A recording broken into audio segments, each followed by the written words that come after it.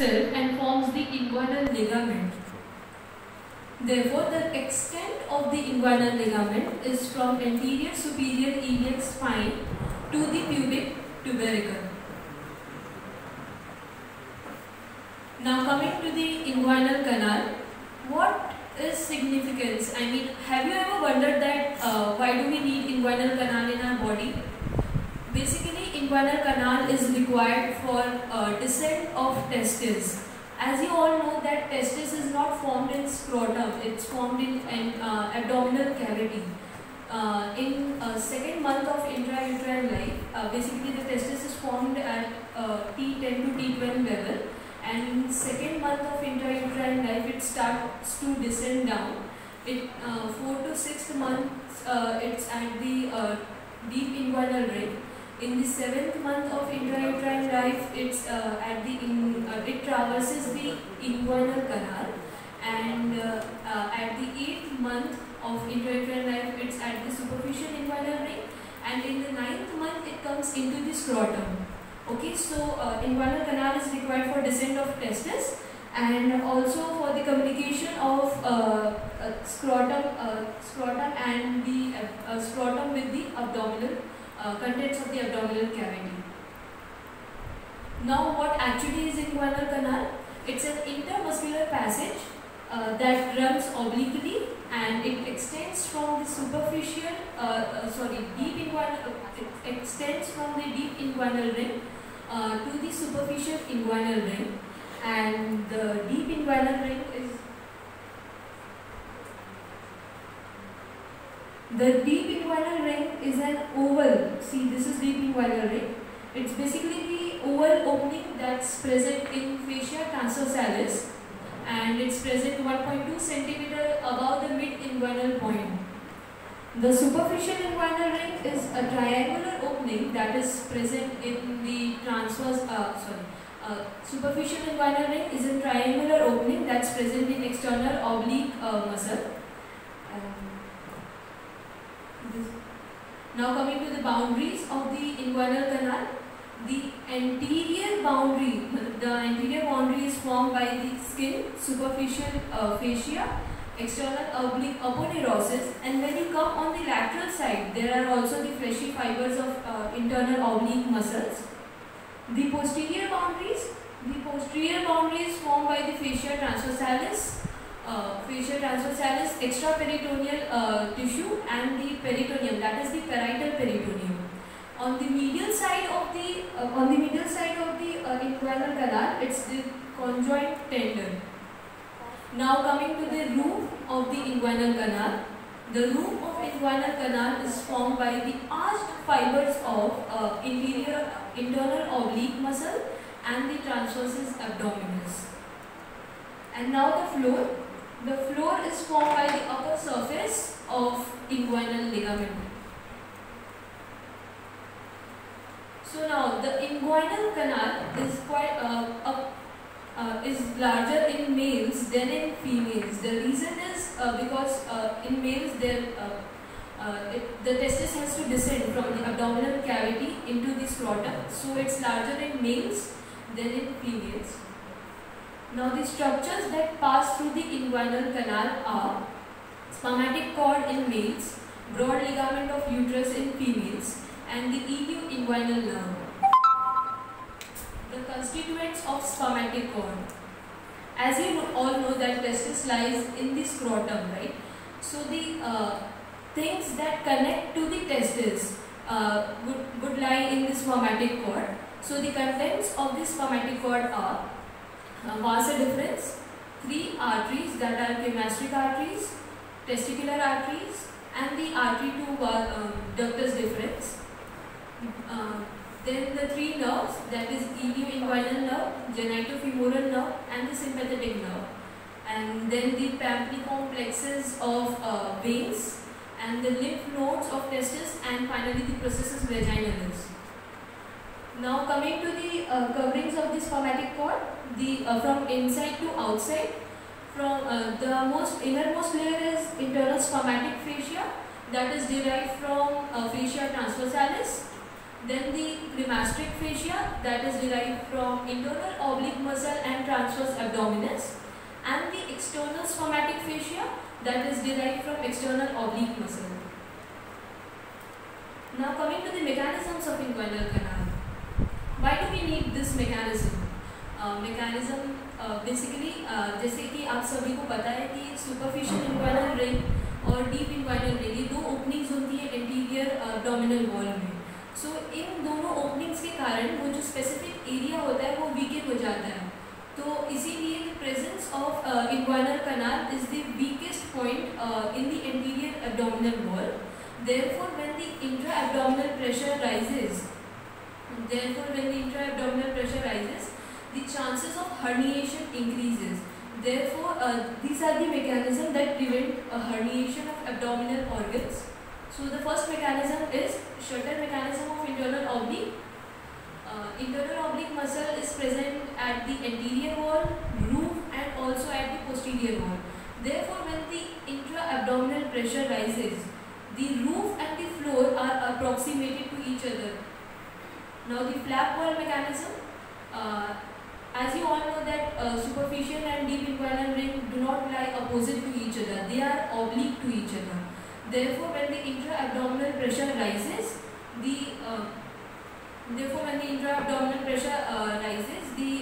anterior and the posterior walls are approximated to each other. Now coming to the ball mechanism. It's basically when you scratch on the medial side of your thigh, the cremasteric muscle contracts and along with it the spermatic cord retracts. और जैसे ही जब spermatic cord retract होती है तो वो superficial inguinal ring को close कर देती है. Now coming to slit wall mechanism, जैसे कि आप सभी को पता है कि superficial inguinal ring triangular होती है और external oblique aponeurosis में present होती है. तो जो ट्रायंगल का बेस होता है it's present on the pubic crest and it has two cruras. Okay, so when the external oblique muscle contracts, the superficial the two cruras come closer and obliterate the inguinal canal. And hormones also play a role in regulating the musculature of inguinal canal. And so these are the mechanisms that prevent the herniation of abdominal organ. Thank you. Now for further information,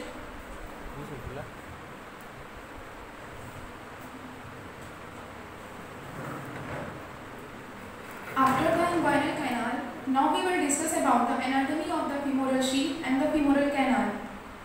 Femoral sheath, it is a sleeve of fascia which enclosing the upper 3-4 cm of the femoral vessels. It is funnel in shape. Now how it is formed? It is formed by the downward extension of the two layers of the abdomen. Anterior wall. The anterior wall is formed by the fascia. The anterior wall is formed by the fascia transversalis, which lies deep to the transverse abdominis muscle, and the posterior wall is formed by the fascia iliaca, which covers the iliacus muscle. As in funnel in shape, so it is asymmetrical and divided into 3 compartments. The most lateral compartment is the arterial compartment where femoral artery lies, and the intermediate compartment is the venous compartment where femoral vein lies, and the most medial and lymphatic compartment consists of the femoral canal. Moving to the femoral canal, so we earlier discussed that the medial compartment of the femoral sheath is known as the femoral canal.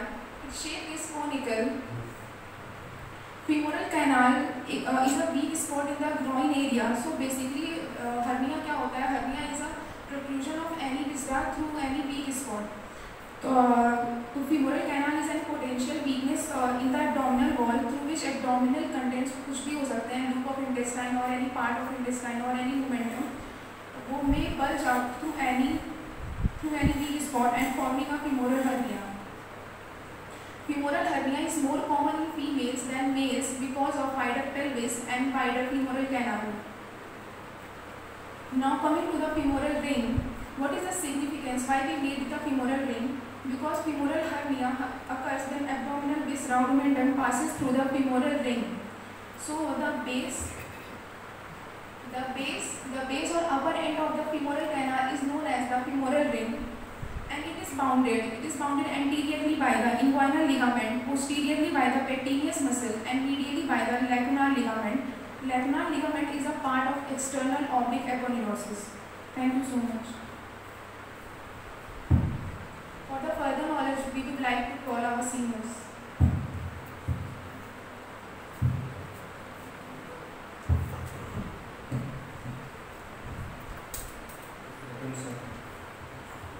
Hernia. The word is derived from Latin word means structure. Hernia is defined as the abnormal protrusion of viscera and tissue to a weak body known as hernia. Etiology caused by two: weakness of muscle, second increased abdominal pressure. First, weakness of muscle is two types: congenital and acquired. Congenital: persistence of process vaginalis, persistence of canal of new in female, incomplete obliteration of umbilicus. Second, acquired weakness: excessive fat accumulation, repeated pregnancy, previous surgery in seizure. Second, increased abdominal pressure like chronic constipation and straining, urinary obstruction like BBS, whooping cough, lifting heavy weight, chronic bronchitis, cough, bronchitis, TB, and now part of hernia. Is three part: covering, sac, and contact. Covering are the layer of abdominal wall which cover the hernia sac. Sac is formed in peritoneum. Is four part: mouth, neck, body, fundus. Third, content of hernia: omentocele, introcele, bladder, appendix, fluid, ovary, distal hernia, and sliding hernia. Now classification according to symptomatic. Is fifth part: reducible hernia, irreducible, obstructed or incarcerated. Fourth, strangulated, fit, inflamed hernia. First, reducible hernia. Content could be reduced or return to the abdomen. Second, irreducible hernia. Content could not be reduced or return to the abdomen due to adhesion of its content with each other. Second, narrow neck and overcrowding. Third, obstructed incarcerated hernia. Irreducible hernia associated with internal obstruction, not affected the blood supply. Fourth, strangulated hernia. Irreducible with obstructed to the blood flow, lymph vessels. This condition neck of sac is constricted with inflamed hernia. Inflammation of content of sac, appendicitis, salpingitis. Now, type of basis of sac. Hernia occurs mostly where the aponeurosis and fascia are not covered by the striated muscle. First, inguinal hernia is two types: indirect and direct. Indirect hernia, opening of inguinal canal, direct hernia through the hazelback triangle. Second, femoral hernia occurs in the femoral canal, umbilical hernia at the navel, or incisional hernia at the site of previous surgery incision. Fifth, epigastric hernia in the upper abdomen at the midline.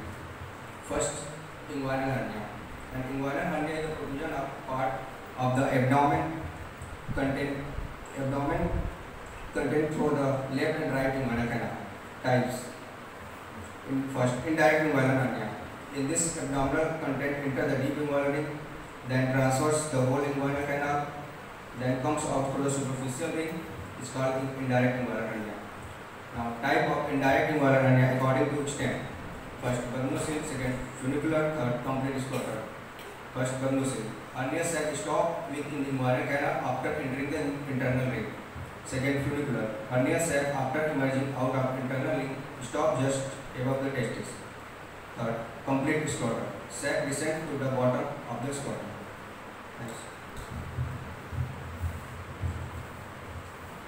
Direct inguinal hernia. When the abdominal content bulges directly through the posterior inguinal wall through the Hasselback's triangle, it is called direct inguinal hernia. Hasselback's triangle is a weakness in posterior wall of the inguinal canal. Its boundaries are medially, lateral border of rectus abdominis, laterally, inferior epigastric artery, and below inguinal canal. The features of direct inguinal hernia are: it is more than 50 cases are bilateral, and this is acquired and not associated with patent processus vaginalis. It is only seen in male patient, and females never develop such hernia. Difference between direct and indirect hernia. Characteristics: acquired or congenital. Direct hernias are generally acquired, and indirect hernias are acquired or congenital both. Site of protrusion. Direct inguinal hernia posterior wall of canal, and in indirect hernia, deep inguinal vein. Extent. The direct hernias really extend to the scrotum, and indirect hernias generally extend till the scrotum. And neck.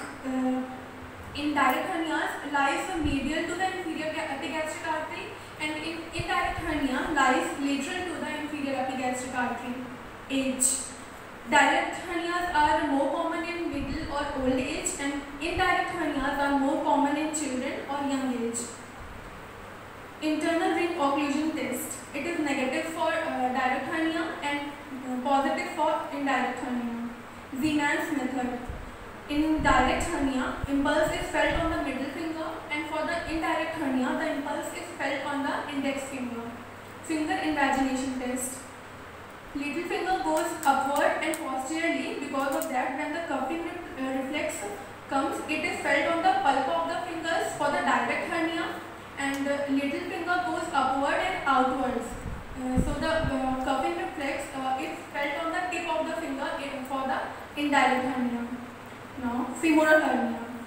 When the abdominal contents pass through the femoral ring, travels the femoral canal and comes out through the saphenous opening, then it is called the femoral hernia. It is more common in females. Features: swelling, coughing impulse positive, irreducibility and gurgling sound during reduction. Intestinal obstruction. It is painful, tender, inflamed, irreducible, abdominal distension and vomitings are formed. Gar sign. In femoral hernia, femoral hernia, distension of the superficial epigastric artery and iliac vein occurs due to the pressure of the hernial sac. Umbilical hernia.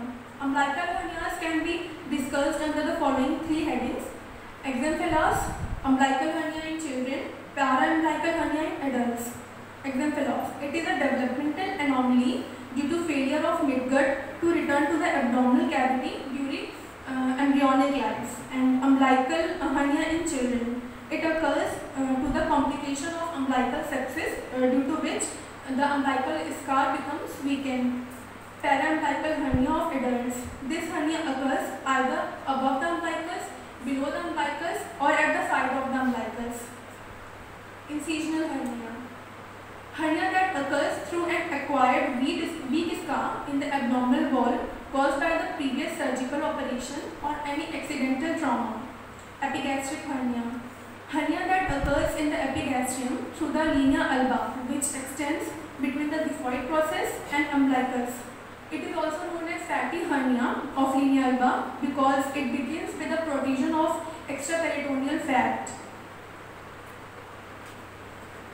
Rare types of hernia: Richards hernia, pantaloon hernia, letter hernia, sliding hernia, Amiens hernia and lumbar hernia. Signs and symptoms of hernia: swelling or bulge in the abdomen, increased pain at the site of bulge, pain while any physical exercise, increase in the bulge size over the time, a dull aching sensation and sense of feeling full, which is a sign of bowel obstruction. Risk factor of hernia: old age, pregnancy, obesity, chronic constipation, chronic cough, smoking, being born prematurely or low birth weight. Complications in hernia: irreducibility due to adhesion, edema or narrow neck or impacted feces, obstruction, incarceration, strangulation, rupture of the sac, infection or due to fistula formation. Now I would like to hand over the mic to our seniors for the further presentation.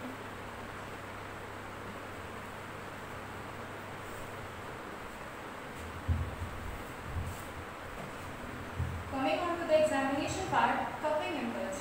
When the finger is placed on superficial inguinal ring and the patient is asked to cup, an extensile impulse on cupping can be felt because the hernia contains forces out through the superficial inguinal ring. Root of scrotum is held between index finger and thumb and impulse is felt when patient does cupping. This is known as extensile impulse.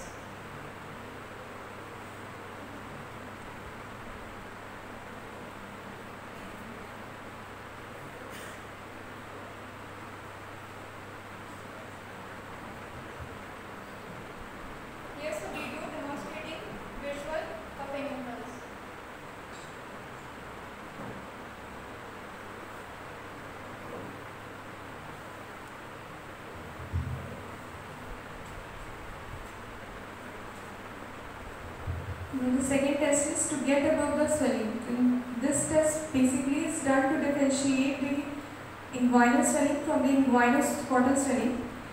Now, if the examiner is able to get above the swelling, if he is able to differentiate between the inguinal and the squattal swelling, then it can be diagnosed as two different swelling, as the inguinal swelling as the inguinal hernia and the squattal swelling as the hydrocele. Now, if it's hard to get above the swelling, it's hard to differentiate between the two swellings. So, as in case the inguinal hernia is extended up to the scrotum, then it's hard to differentiate between the swelling. Third test is reducibility.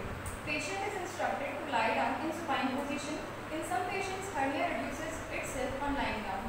In remaining case, patient is asked to flex thighs and knees of affected side and to rotate it internally. Now, hernia sac is gently held with one hand and pressure is applied and contents are squeezed towards abdomen, while other hand will guide the contents through superficial inguinal ring. This is known as taxis. The fourth test, external ring invagination test.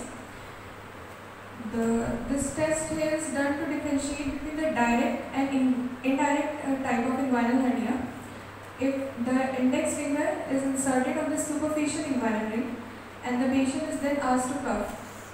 If the impulse is felt on the tip of the finger, it's indirect inguinal hernia, and if the impulse is felt on the pulp of the finger, it can be diagnosed as direct inguinal hernia. Now, internal ring occlusion test. The hernia is reduced first and deep ring is located above the midpoint between anterior superior iliac spine and symphysis pubis. The deep ring is occluded with thumb and patient is told to cuff. If impulse and swelling are seen, it is direct hernia because it occurs in Hessel's back triangle. If swelling is not seen, it is indirect hernia. The sixth test, Zeeman's method or the three finger method. As the name implies, there are three fingers used in the test: index finger, middle finger, and the ring finger. Index finger is placed on the femoral ring. Middle finger is placed on the superficial inguinal ring, and the index finger is placed on the deep inguinal ring. And then the patient is asked to cuff. Now, if the impulse is felt on the index finger, it's indirect hernia. When the impulse is felt on the middle finger, it's direct inguinal hernia, and when the impulse is felt on the ring finger, it's femoral hernia. Now, the investigation part. Routine investigations can be performed in this, like complete blood count, urine examination, X-ray, abdomen, MRI scan, barium X-ray. Barium X-ray can be performed in the case of strangulated hernia. As in majority of cases, there is no need of any specific investigations for the diagnosis. Now, the management part, it can be divided into two: non-pharmacological management and the pharmacological management.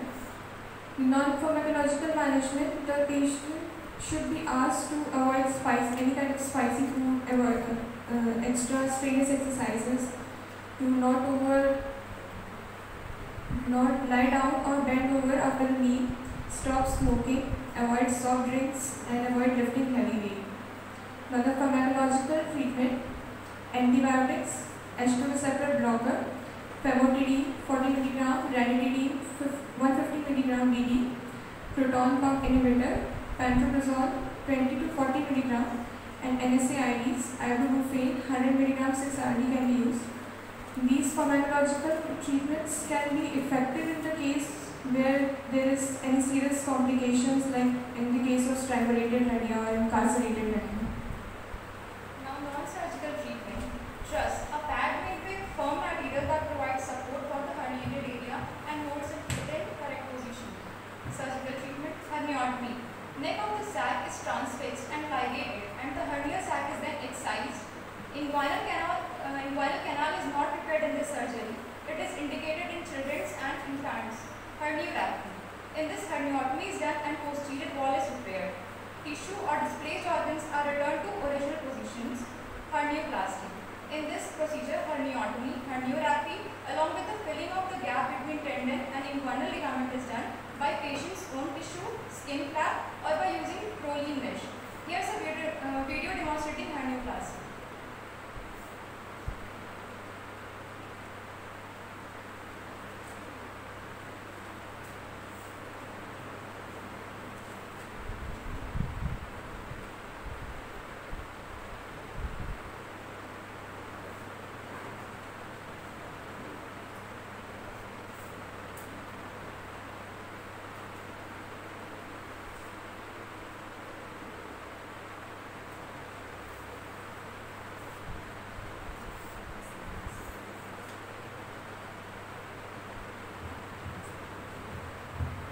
this you can see this is the Prolene mesh used in the repair.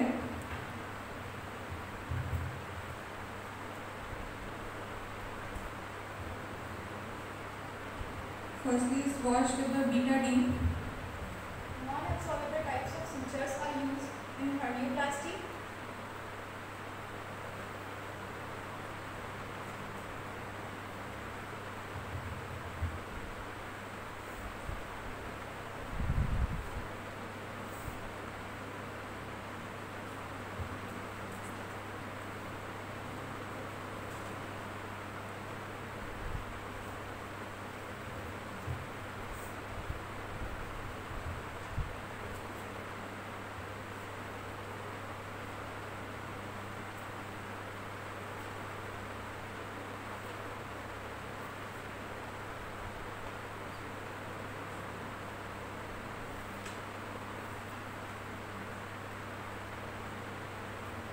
Post-operative advices.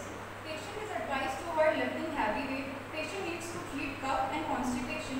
Patient is asked to wear belt for support. Patient is asked to avoid strenuous activities. Patient should avoid sedentary lifestyle.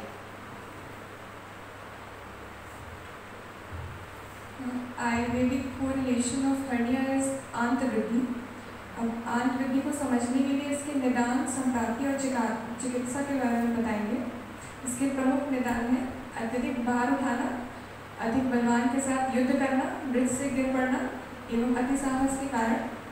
उपरोक्त निदान के seven से अत्यंत बढ़ी हुई तथा प्रकोपित हुई वायु स्थूलांत्र एवं क्षुद्रांत्र के एक भाग को बिगुड़ करके तथा नीचे की ओर जाकर वंशज संधि का आश्रय करके ग्रंथि रूप में स्थित होती है।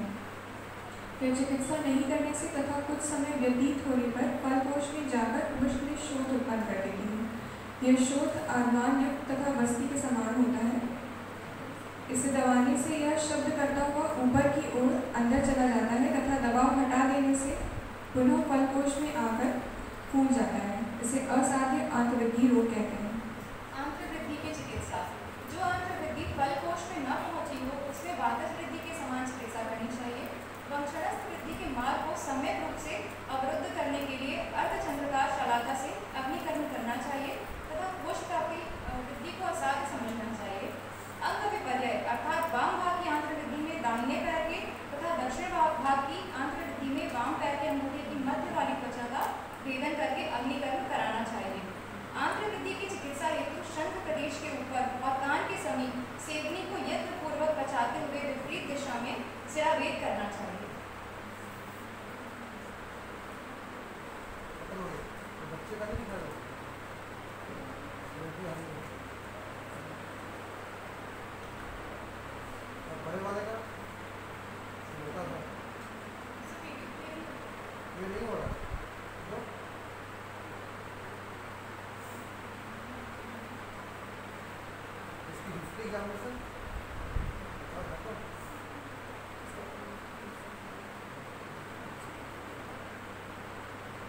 इसका हिस्ट्री क्या नहीं किया था खाली कर दिया शुरू में ही हमारे आने के पहले ही कंप्लेंट और एग्जामिनेशन तो हो गया पहले हो गया। बताइए क्या क्या क्या लेते हैं उसका माध्यम सीखा गेट एवर दिस नहीं बताइए उन्हें कहाँ पर ये बताइए। In this test, you can see it's easily we can get above the swelling. That means there are two different swelling here. Firstly, the inguinal swelling, and secondly, the stomach.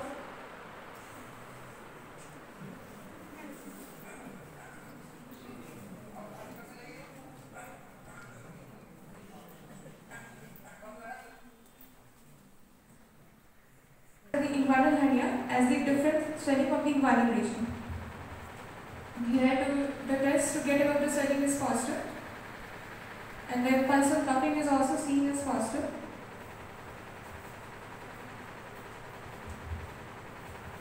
ये right side indirect इंगानल है uncomplicated. क्यों बोला uncomplicated? Because there was no pain. No pain. It was easily reduced. है reducible है और कफ impulse positive है। और अगर ये दोनों न रहे तो क्या कहेंगे आप? ऑब्स्ट्रक्टेड या स्टिमुलेटेड हर्निया। तो ऑब्स्ट्रक्टेड हर्निया और स्टिमुलेटेड हर्निया में क्या डिफरेंस होगा? स्ट्रैंगुलेटेड में ब्लड सप्लाई उससे सिम्टम क्या आएगा? सीवियर पेन और सिम्टम सीवियर पेन होगा, कफ इंपल्स खत्म हो जाएगा, रेडिस्बिलिटी खत्म हो जाएगा और पेशेंट टॉक्सिक हो जाएगा, क्योंकि इस्चीमिया हो रही है, जहाँ इस्चीमिया वहाँ बहुत पेन होता है। ऑब्स्ट्रक्शन वाले में क्या आएगा? सब सेम होगा लेकिन टॉक्सिसिटी कम होगी। लेकिन आपको क्या बताया गया था कि हर ऑब्स्ट्रक्टेड हर्निया को क्या मान के चलेंगे आप? Stimulated hernia. वो दिखाओ, कर हम दूसरा बच्चा कंजेनिटल हर्निया दिखाइए।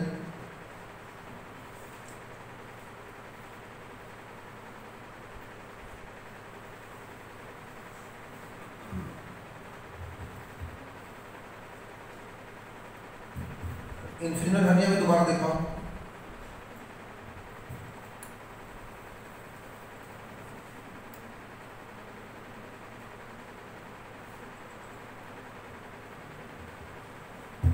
इसकी डायग्नोसिस बताइए क्या है? Obstructed right sided obstructed inguinal recurrent नहीं, अम्बिलिकल हर्निया। राइट साइड कहाँ होगा? कुछ राइट लेफ्ट क्यों होगा? Obstructed umbilical hernia. और कौन है? कैसा था ये? इंसिजनल। Obstructed incisional hernia. ठीक, अभी भी कफ इंपल्स दिख रहा है। कफ इंपल्स जो दिख रहा है ये इंक्रीज एडाल्ट प्रेशर के कारण दिख रहा है। प्रेशर बढ़ने का ये पूरी बाहर आ जाती है। ये सेकंड टाइम रिकरेंस है। इसका कारण क्या है कि बार बार ये हो रहा है? सर उन्होंने बेड का यूज नहीं किया था एक और लाइफस्टाइल की सेडेंटरी थी। हाँ। उन्होंने वेट गेन किया, बीपी के मरीज थे, कॉन्स्टिपेशन था, कफ भी था और ये मर भी गए, मालूम है ना? परसों कल नहीं मालूम है, कल 9:30 को एमआई हुआ सवेरे मॉर्निंग में और कोलैप्स कर गए। इनमें क्या ओबेसिटी थी, हाइपरटेंशन थे, डायबिटीज थे, साथ में ये वेट इन्होंने बढ़ाया अपना। मरने का कारण ऑपरेशन नहीं था, मरने का कारण क्या होगा? Sudden MI. कल मॉर्निंग 6 बजे सीने में दर्द हुआ और वार्ड से कहाँ गए? आईसीयू में गए, 2-5 मिनट में खत्म हो गए। तो इसका मतलब ये डायग्नोसिस आप पूरा बताएंगे। इसके नाम क्या बताएंगे? Obstructed recurrent obstructed incisional umbilical hernia with diabetes mellitus hypertension with CAD patient. CAD मैंने chronic ischaemic heart disease patient. तो डायग्नोसिस का मतलब नहीं हर्निया में सीमित रहेंगे, इस मरीज को पूरा बताएंगे। क्या बताएंगे? क्या क्या बताया मैंने अभी? Obstructed recurrent incisional hernia with diabetes mellitus with hypertension with CAD. CAD का full form ischaemic heart disease. ठीक, वो बच्चा भी नहीं आ रहा है कि छोटे बच्चे भूल गए होगा बच्चे को, है कि नहीं? इसमें नहीं है। चलो ठीक है, इस साइड आइए, आप लोग भी आइए।